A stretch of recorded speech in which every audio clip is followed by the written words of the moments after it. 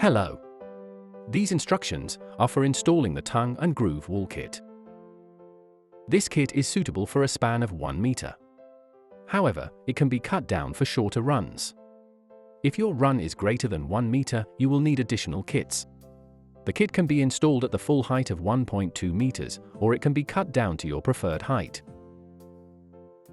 Before you begin, please ensure you have all the components listed. Make sure you have the right tools for the job. You will need a tape measure, a pencil, adhesive, cork, wood filler, a wood saw, a spirit level, a jig saw, a nail gun, and also a drill with a 12mm bit. Start by applying adhesive to the back of a panel. Starting from the left-hand side, offer the first panel onto the top of the skirting and up against the wall, ensuring that the panel groove is facing the adjacent wall and the tongue is to the right-hand side. Use a spirit level to check that it's vertical. Repeat this procedure for the remaining panels, ensuring the tops of all panels are flush. If you have a power socket on the wall, then install the panels up to where the socket is and then measure the location and size of the socket and transfer the measurements to the next panel.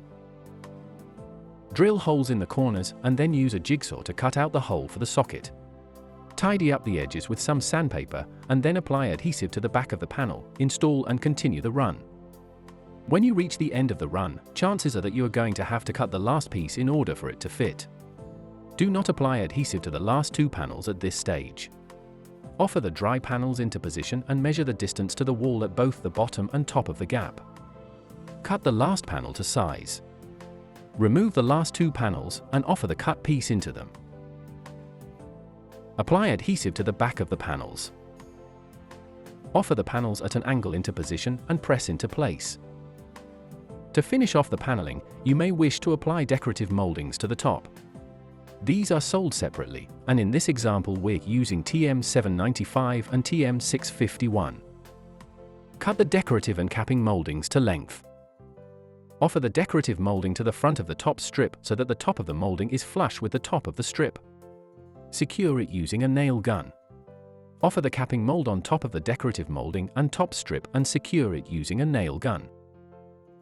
Once all your panels are on the wall, fill any gaps and joints with decorator's cork, wiping away any excess with a damp cloth.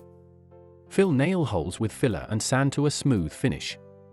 Once the decorator's cork has dried, you are now ready to paint.